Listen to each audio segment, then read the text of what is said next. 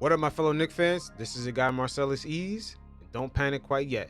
Now, this will be part 5 of my series with the Knicks and Heat, as the Heat almost reminds me of a boxer in a way, in which they kind of take away certain things their opponents do, in which sometimes they may take away your ability to jab. Maybe they might get you with a cut in your right eye or left eye. Now your trainer has to worry about that. They slowly start to take away your game. Maybe they hit you with a lot of body shots and now you're kind of winded. And the Heat are kind of applying these same type of tactics with the Knicks, with the ability to get offensive rebounds on their end, keep getting second chance points, and at the same time keeping the Knicks away from their ability to get second chance points, as during the regular season our team had a high offensive efficiency rating due to the fact that we were able to crash the boards.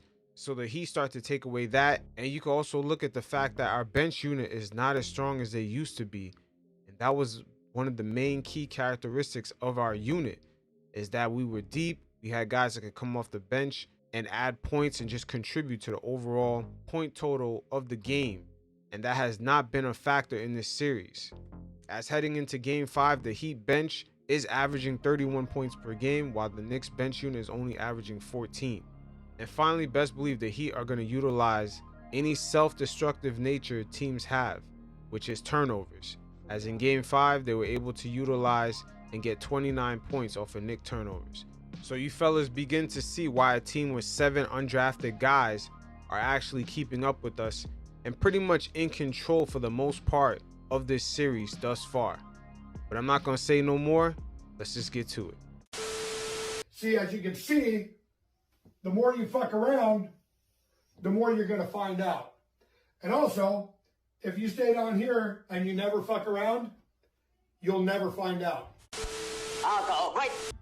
So the Heat right here continue how they left off in the fourth quarter of that last matchup with another offensive possession. They had 6 offensive boards in that first quarter alone. That's what pretty much kept them in it.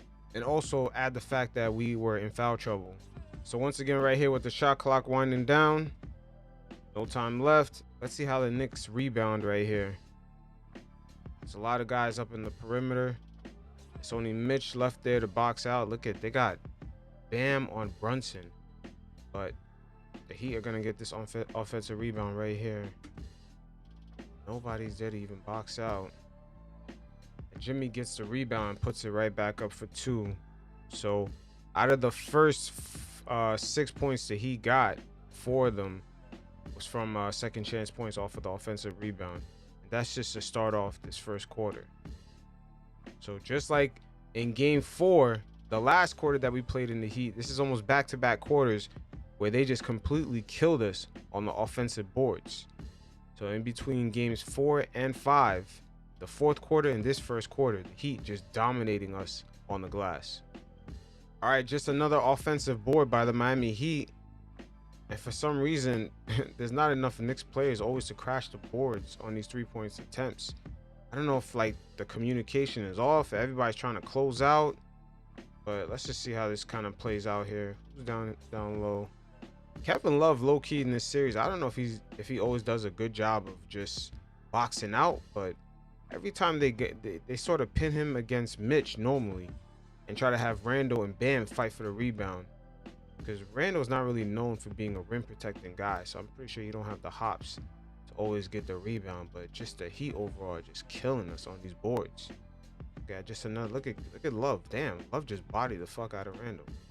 Another offensive board, and Love is gonna kick out to Strus, who ends up making a 3.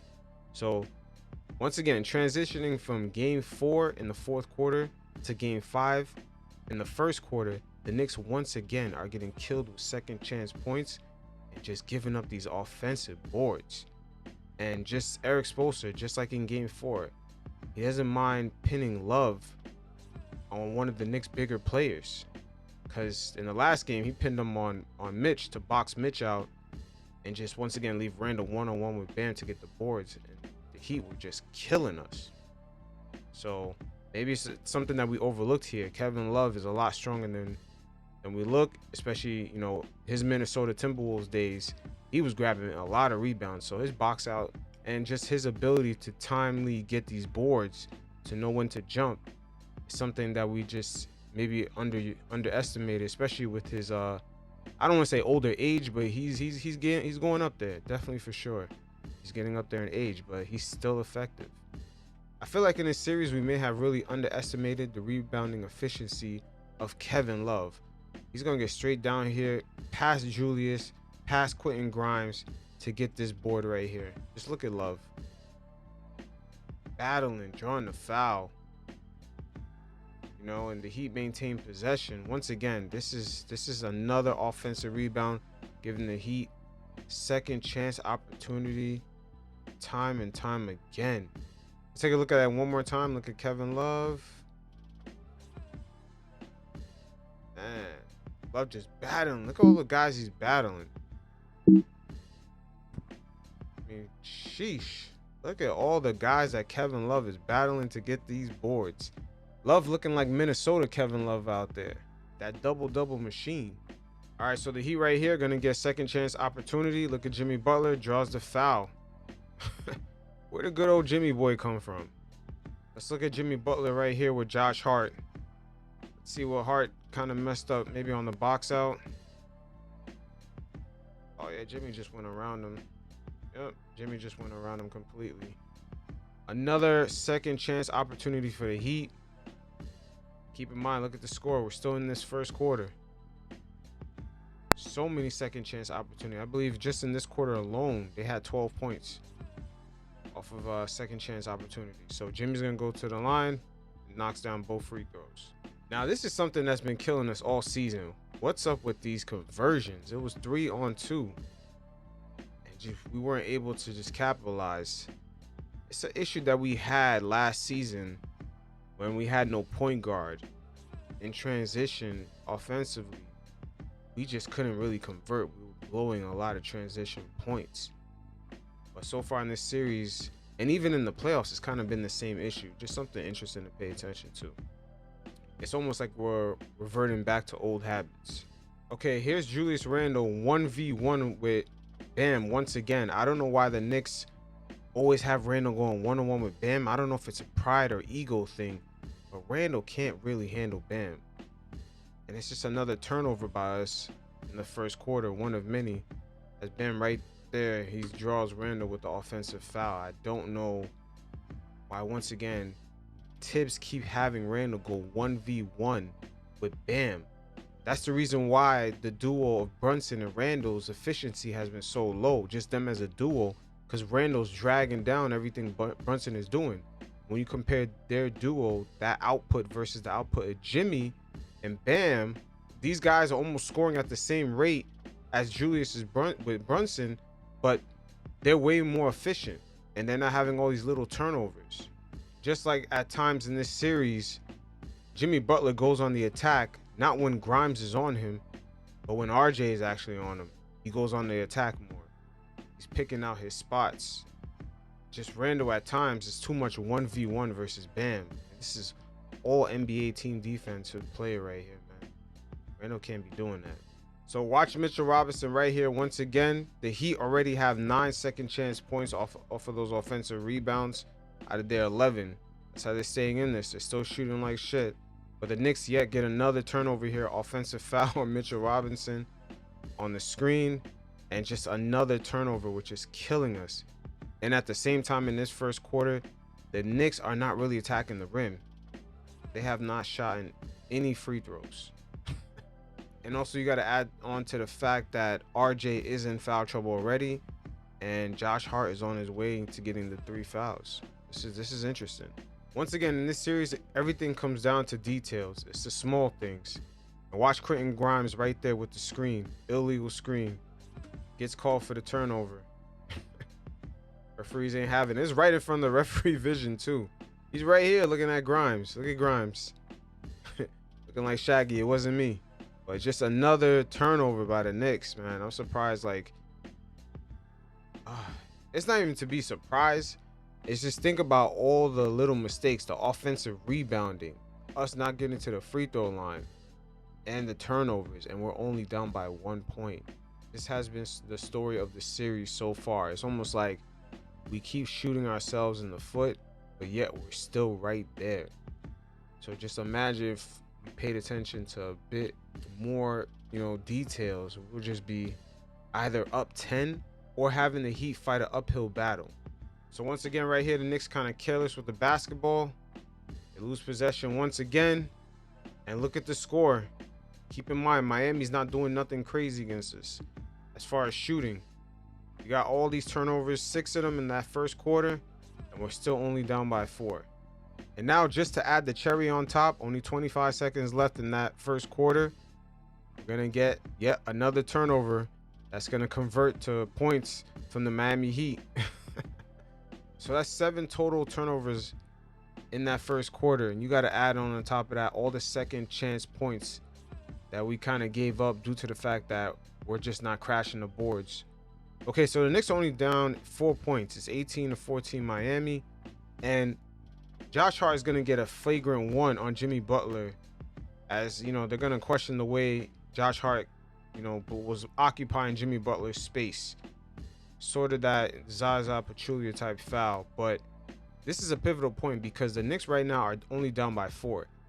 And after this whole sequence, the Knicks are going to become down by 8. And this is after all the fuck-ups that we had.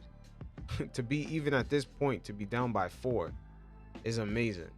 Okay, so Jimmy Butler knocked down 2 free throws out of the 3 free throws off that flagrant 1 foul that Josh Hart had. And keep in mind, Josh Hart, he does have 3 fouls at this point. So Jimmy Butler right here, he's going to get the pass to Duncan Robinson. And now it went from a 4-point game to an 8-point game, just like that. So when you add this flagrant on top of us giving all these second chance points with all these offensive rebounds and just us getting a bunch of turnovers and allowing the Heat to convert off of those turnovers also, it's amazing that even at this point, we're only down by 8 points. Like, sheesh. That right there also says a lot about Miami shooting. So don't think Miami just shot us out the gym in this series. For the most part, up to this point, they've been subpar. We just been shooting like pure shit. So the Knicks started off the second quarter hot. They made their first 7 field goals. Brunson is running along with that bench unit of Hartenstein and Toppin.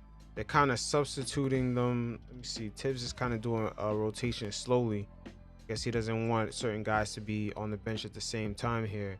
But this unit with RJ and Brunson, along with Hartenstein, Grimes, who started, and Toppin, yeah, they were doing their thing. They made like their first 7 field goals. This thus far is one of the few glances in this series where we see a sort of unit kind of have this type of cohesion in pretty much the whole series up until this point. We haven't seen this, but these guys are definitely going to be clicking like Golden State right now in the start of this second quarter. Now, as you can see, what unit is on the floor, as I said before, but this looks like the Knicks during the second half of the season, where you just see guys clicking. You can see the cohesion on the court, man. Everything is just happening in the flow of the game. The only thing that's missing here is Quickly. It's definitely Emmanuel Quickly in them vibes, boy. That's the only thing that's missing in this puzzle right here, but they were definitely clicking. To start off that second quarter, all cash. Now, great off-ball movement right here by Brunson, right off the pass. Fakes it one way, buckets. So finally, Knicks fans could be comfortable with RJ right here, taking advantage and going 1v1 with Kyle Lowry in this matchup. He's definitely the smaller guy, as he can get called for goaltending, but that's the exact matchup RJ Barrett should be taking advantage of. He should not be making moves like that and going ISO against Jimmy Butler. That's almost like a repetitive thing that's going on throughout this series where it's 1v1 RJ versus an all-NBA defender like Butler, and then Julius Randle 1v1 with an all-NBA defender like Bam. We need to cancel that out. Let's pull back and take higher percentage shots against the smaller players in the Miami Heat. Look, they got Duncan Robinson out there, Kyle Lowry. I don't want to say Highsmith. Highsmith is okay, but normally sometimes they play with small defenders. So normally sometimes they play with Duncan Robinson and Lowry and Strus on the floor at the same time. Hart, Barrett, Randle. There needs to be more screens to get these guys the mismatches so they can take those high percentage shots. If the Heat go small, make them pay for that. Knicks got the Midas touch right here. They just can't miss. And one. Vibes is right. Garden is lit. Look at Hartenstein. Hartenstein is hype. Let's go. Look at that. 15-2 run. They're going to make it 18 right here, boy. RJ Barrett. Broadway Barrett. Let's go. Once again, the only thing that's missing right here is quick. But the vibes are back. Everything is looking right. Is that Action Brunson right there? Yeah, he knows when they're chefing it up, boy. Now in the second quarter, the Knicks did a much better job of rebounding on the defensive end. But also on the offensive end, I believe this is the matchup the Heat never wanted. For Bam to be fighting Mitch for a rebound. They always wanted it to be Bam fighting Julius Randle for rebound and Kevin Love being able to box out Mitch. There's something that's happening with that dynamic right there that allowed the Heat to kind of take control of the boards on both ends of the floor. But right here, you'll see Bam on Mitch. Mitch is definitely more active. There's something about that matchup that's just not working well for the Heat. But the Knicks were able to capitalize and get second chance points. Overall, in this quarter, they did a much better job with the rebounding. That's without Randle being on the floor. But that's something throughout this series I pointed out in my earlier segments. And as the series progresses, it's something interesting to pay attention to because there's something to it with Spoelstra putting Kevin Love on Mitch and then putting Julius and Bam to fight it out to get the boards.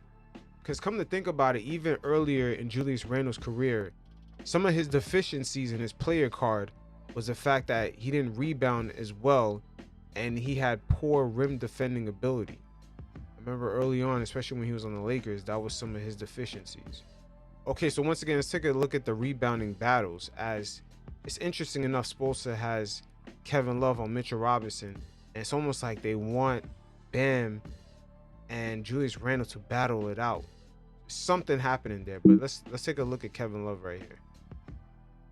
Let's take a look at Kevin Love. Just let's keep your eyes on Love right here.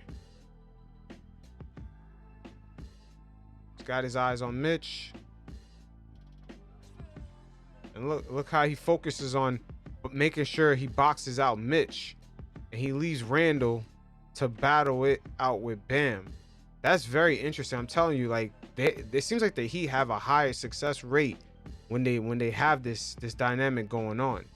Okay, let's take a look at Kevin Love one more time. Look at Kevin Love. He's focused on Mitch. Yeah, I'm telling you, he's focused on Mitch, battling it out. So this is definitely something I've been pointing out time and time again throughout this series. The fact that the Heat love this type of dynamic happening because it seems like they keep us off the offensive boards when they have Kevin Love down there boxing out Mitch. Okay, so Knicks, once again, with the rebounding, sometimes it tends to be an issue.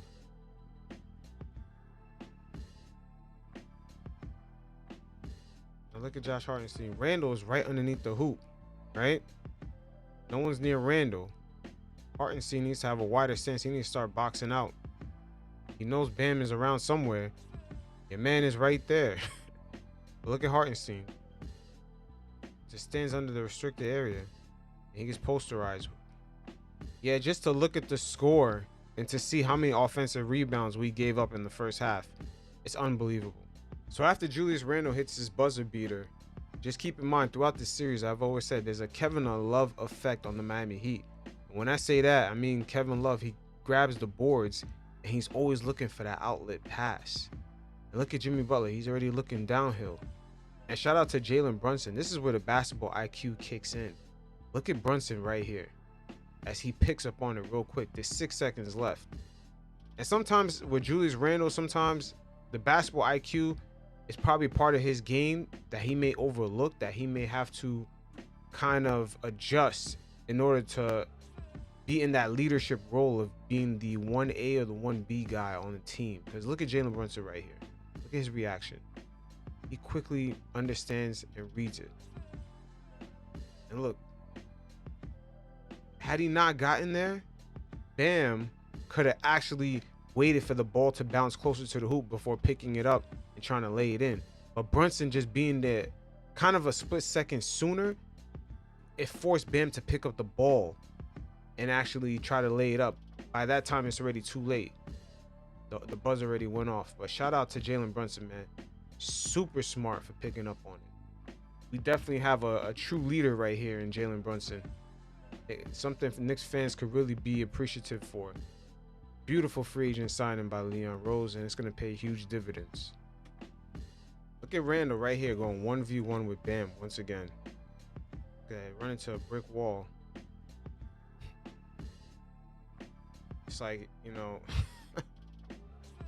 Yeah, I don't understand. Why does Randle keep doing that? Thibs got to design something else.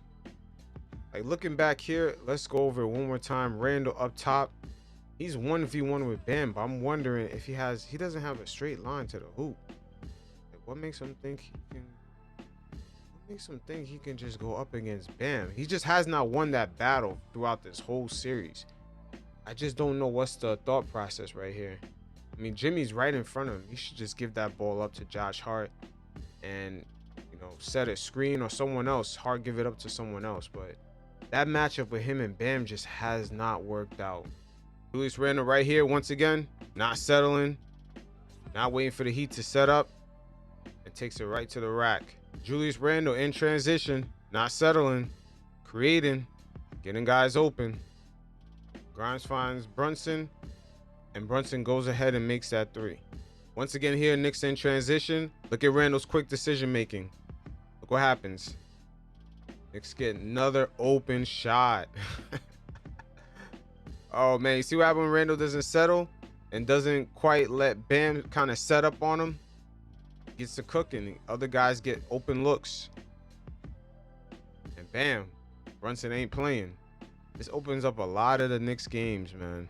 After the Knicks got killed in that first quarter with the offensive rebounding by the Miami Heat, I mean, it's just back-to-back quarters. Remember, the fourth quarter of Game 4, we got killed with that offensive rebounding by the Heat.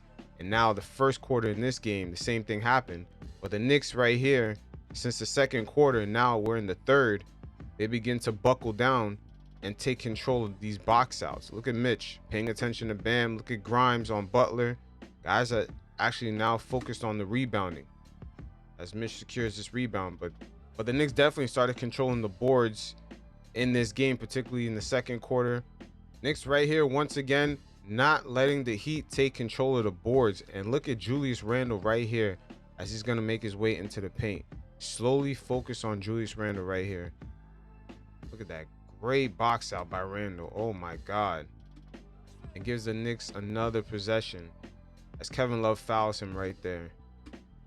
And the Knicks shot 40 free throws in this game. The Heat only went to the line about 19 times.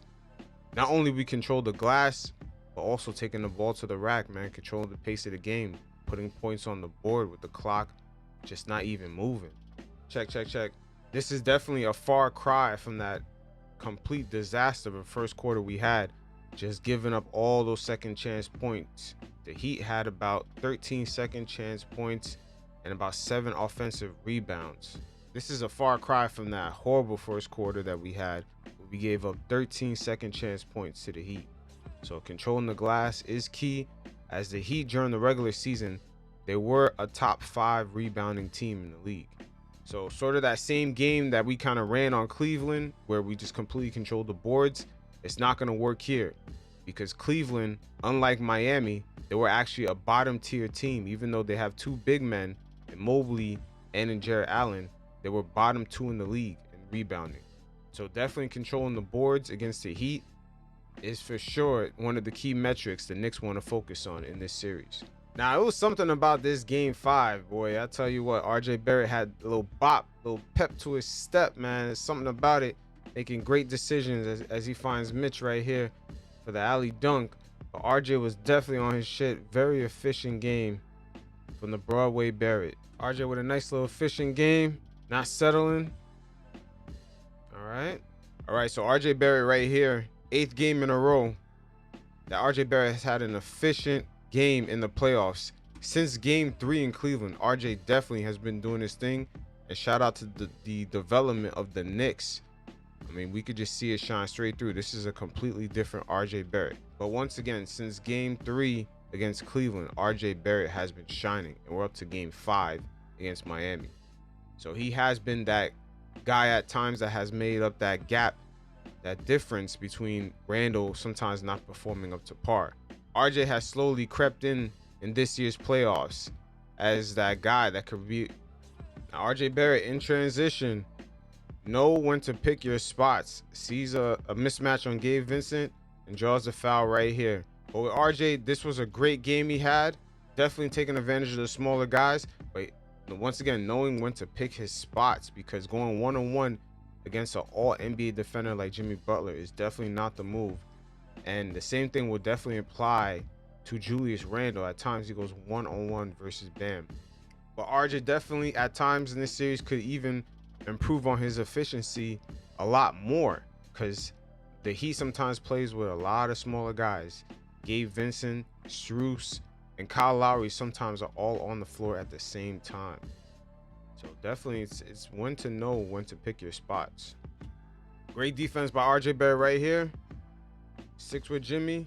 Pays attention to when he's going to go up. Perfect timing by RJ. RJ getting a lot of experience in these playoffs. Not only he's performing well, he's also got to work on his defensive game by just going one-on-one against the league's best. Jimmy Butler right there getting to his usual spots in this vicinity. He's deadly from right here. He loves sort of close-up mid-range shots. But RJ, once again, knowing that Jimmy is going baseline, he has nowhere to go, times that shit perfect. So not only offensively and defensively, RJ Barrett having a very efficient game. Here go RJ once again, knowing the mismatch. Broadway Barrett. So RJ up here, up top. He has Duncan Robinson, who's probably going to try to close out on him, thinking he's going to shoot a three. But either way, Duncan Robinson, it's a mismatch. Him, Kyle Lowry, Gabe Vincent, all these small guards they sometimes have on the floor at the same time. They're all mismatches, but RJ recognizes it real quick, attacks the paint. Man, RJ is having just an efficient offensive scoring game. RJ Barrett, man, getting experience in the playoffs with manipulation. Finally learning to do what Kyle Lowry does. Look at RJ right here. Using the Kyle Lowry manipulation to draw the foul. Thank God. We needed to start fucking reverting this little tactic by Kyle Lowry back on him. This is what Kyle Lowry does 24/7. And RJ uses it against him.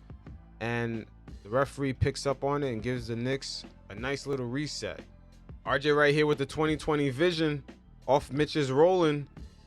Ooh. Telling you, boy, Broadway Barrett, 8 games in a row in the playoffs. He's doing his thing. Just got to stay disciplined under 2 minutes in the fourth quarter. That's the main thing he has to work on. Cut down on them damn turnovers. Now, in the first few minutes of the fourth quarter, most Knicks fans look like Eric Spoelstra right here, biting his hand. Because one thing that kind of sticks out to me is the bench points with that bench unit out there. You know, after Game 5 ended, the Heat bench basically outscored our bench 42-8. And throughout this whole series, our bench versus the Heat bench tends to be one of the difference makers. That the Heat are actually gaining traction on us, even though they have 7 undrafted players. Once again, in Game 1, our bench dropped 15 points. They dropped 30. Game 2, we had 12. He had 22. Game 3, we had 25 points. The Heat had 32. Game 4, the Knicks only had 10 bench points, and the Heat had 32. So in this game, once again, we got outscored 42-8 with our bench versus the Heat bench. And this is one of the closing gaps that the Heat actually are using on us to keep this series very tight and in their favor and in their control for the most part. Now, even though in Game 5 the Knicks are maintaining good control of this game, what mostly kept them in it was the great shooting from the Knicks starters, RJ Barrett, Julius Randle, and Jalen Brunson. Especially with our big three, the ability of them getting to the line so many times in this game kind of helped their points and kind of helped us stretch out this lead. But overall, as a team, we went to the free throw line 40 times and the Heat only went 19. So once again, there's a few metrics the Heat are kind of using to close these gaps. In Game 5 so far, they are shooting horribly from 3. But yet this game kind of remains a 10-point swing due to the fact that they scored 29 points off of our turnovers. and their bench unit is outscoring ours 42-8. So this is minus their starters, man. Like this is very key metrics. And something as small as rebounding can actually sway that 10-point swing and turn it into the Heat's favor. As with them chucking up and missing all these shots, just them grabbing the boards could actually be the second chance points that they need to close that gap. So even though for the most part we've been in control of this game so far, we're actually playing on very thin margins. Now with the Knicks starters playing really great in this game, look at that. It's only a 4-point swing right here at the bottom. So we're still playing on very thin margins. And it just comes down to the Knicks' ability to make shots. Jalen Brunson hits a tough jumper over Jimmy Butler. So unlike game 4, Brunson is actually nailing his shots, especially even in the mid-range. He wasn't knocking down these floaters he normally gets in game 4. He was missing a lot of them. But he's making those right now, and he's making his 3-point shots. So RJ, Randle, and Brunson are able to score, and a lot of their points is coming off of free throw shooting also. But yet, before this possession, we were only down by 4. But yet, before this possession, we were only up by 4. So once again, we're operating in very thin margins due to that bench unit just from game to game getting completely outscored. Now this play right here is kind of the story of the series so far with the offensive rebound by the Heat. It's just the Knicks are always a second away from getting this offensive possession, and it's going to end up becoming a 3-point shot made by Duncan Robinson. Just another second chance opportunity for the Heat that's going to basically make this game almost a 1-possession swing. So in the last few minutes of the fourth quarter, with the Heat trying to make a comeback, they started doing hack a Mitch. So they started fouling Mitchell Robinson and purposely sending him to the free throw line. But it's an interesting dynamic here because they're down and they have they're playing really small. They have a lot of their guards out because they're trying to shoot their way back into this game. But just looking at the few possessions before they started applying this hack a Mitch tactic, look at Mitchell Robinson right here versus Jimmy Butler to get the boards. Of course, they're going to have Bam guard Julius Randle because for the most part in this series, he's kind of been neutralizing Randle, even though Randle's been cooking in this game. But for the most part, Bam all NBA team defense, he's been neutralizing Mitch. Them having to do this has left them on an island with Mitch and Jimmy Butler here fighting for rebounds. And once again, the Knicks finished this game out rebounding the Heat 50-34. So I'm wondering if this hack of Mitch was just to get Mitch out of this game because he was slowly kind of neutralizing their ability to kind of run the same game that we kind of do, in which they just have their guys shoot a lot and try to get second chance points, which has been a tactic that we've been utilizing all season. But just looking at Mitch and Jimmy right here, it's just these two guys down low, and Randle right here is going to pass it to Mitch, and they're going to foul Mitch on purpose so they can have the Knicks reset. The Heat are not in the bonus or anything at this point, but it's just an unnecessary foul that they had to give up because right here was pretty much a guaranteed bucket. So once again, the plays leading up to hack a Mitch, just looking at the matchups and the way the Knicks kind of switched. So remember, the Heat had Bam guarding Randle at the other end of the floor. Now Randle's guarding Caleb Martin, and they have Mitch now on Bam. We know Mitch got that reach on Bam, and he could keep up. So it's interesting just to see what the Heat were thinking, but they definitely want to leave their shooters on the floor. They got Butler out there. I'm pretty sure they want to sub. I'm pretty sure if they want to go small, they want to take Caleb Martin out, put Gabe Vincent there. This is just for them to kind of make their little comeback going down the stretch in the fourth, maybe under 3 minutes or 5 minutes. They want to sub this guy out right here and go even smaller. But with Mitch out there and them currently getting out rebounded, it's creating an issue. Once again, we're looking at the previous few plays that happened before the Heat started doing the hack of Mitch. Once again, they got Randle. So right here, they got Bam on Randle to defend. And this is a complete mismatch right here with Jimmy trying to get rebounds and box out Mitchell Robinson. So you see the Heat right here going small with This is their regular guards. I mean, look at Mitch. Mitch completely bodies Jimmy Butler. I'm pretty sure the Heat don't want to even deal with that, because that's going to tire Jimmy out going down the stretch. Just him trying to box out Mitch. I mean, just look at that. Jesus, Mitch is 10 times bigger. And Mitch completely gets his board. He just loses it on the coming down. And this is where vets like Kyle Lowry is really smart, because he doesn't really try to go for the board. He waits till Mitch brings the ball down to his waist. He knows he's going to do that. He has to bring it down. Mitch is not the type of guy where he just rebounds and goes right back up. There's not too many centers or just even players throughout the league that just automatically rebound it and just go back up. Don't bring the ball down. So most guys, they kind of bring it down to their waist. Kyle Lowry pokes at it. And this is how the ball gets loose. But Mitchell Robinson completely bodies Jimmy on the box out, and he gets the offensive board. So the Heat, knowing that their shooters are cold, they want to get more offensive rebounds and even secure defensive rebounds also at this end of the court. So I'm just wondering if we kind of played into the hacker Mitch, let's take him out this game, because the Heat after that they went smaller. They went to their shooters. And then Mitch gets this beautiful pass from RJ.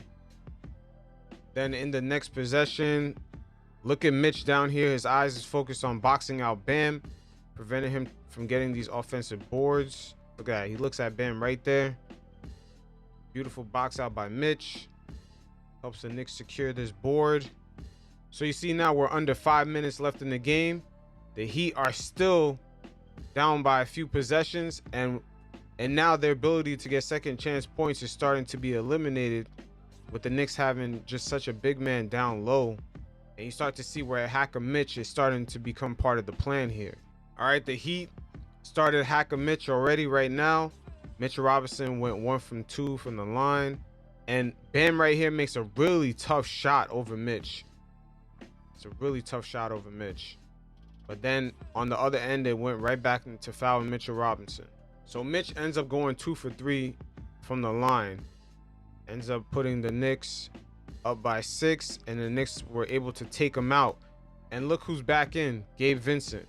So you already see what the Heat are trying to do. They got Duncan Robinson out there. I'm pretty sure they want to take out Martin, leave Butler in there, and replace him with Kyle Lowry. Pesty ass Kyle Lowry. Now off of this timeout, this inbound, I don't know if I should blame Thibs. I don't know if RJ's at fault right here, because the Heat have the smaller defender, you know, marking the man on the inbound.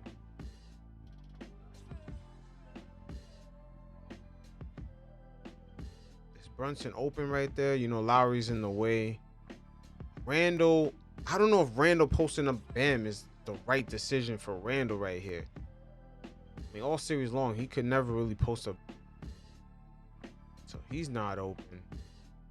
Mitch is on a smaller Jimmy Butler. Mitch should be posting up Jimmy Butler. What Randle's doing right here, Mitch should be doing to Jimmy at this point. But Mitch is probably not involved in the inbound play at all. We're up by 6 and we have the ball.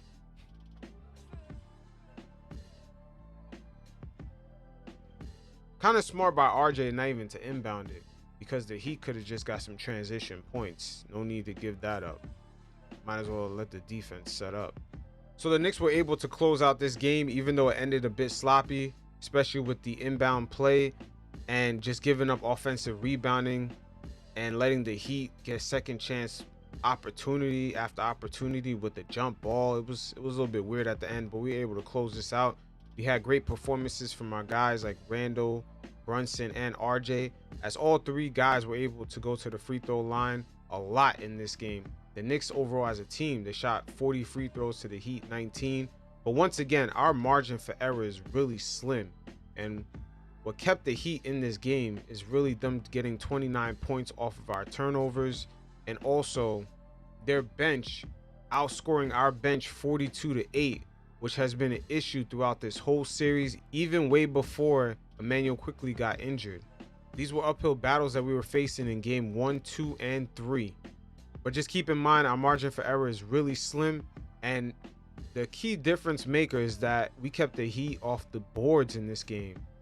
Maybe not in the first quarter, but definitely second quarter on, we kept the Heat from getting them second chance points and getting all them second chance threes, because their shooting technically as horrible as we are. But we definitely limit them from how many opportunities that they had, unlike game 4, which really only came down to a few more possessions, and the Heat were able to get 9 more shot attempts than we did in that game 4, and that ended up being the difference maker.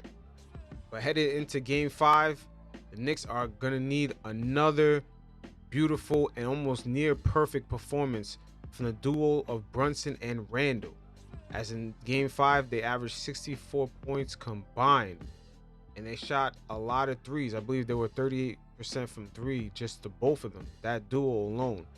Jimmy Butler and Bam, they tend to score around the same amount of points, they just do it much more efficient. So guys like Julius Randle definitely gonna have to be efficient in the next game, limit his turnovers, and pick his spots, him and RJ. They can't go 1v1 with Jimmy Butler and Bam, as these guys are all NBA defenders. So let's take advantage of when the Heat particularly play those lineups with Duncan Robinson, Martin, and Kyle Lowry on the floor at the same time. Those are 3 small guys. And Mitch is going to have to continue crashing the boards, because the Heat all season have been a top 5 team in rebounding. So them second chance points for the Knicks are going to really not be as abundant. That's why guys have to be efficient heading into game 6. But we'll see what adjustment Thibs make, especially transitioning with that bench unit, as once again, that's pretty much to me the story of the series. It's just the gaps are way too large between our bench versus theirs. Once again, game 1, the Knicks had 15 points to the Heat 30. Game 2, we had 12, Heat had 22. Game 3, we only had 25, Heat 32. Game 4, we only had 10 points, the Heat had 32. And game 5, it took a turn for the worse. Our bench unit only 8 points, and the Heat scored 42 points. But our starters, once again, were near perfect, and we were barely able to scratch out this one. So we'll see how it plays out. Until next time, you fellas stay safe. Peace.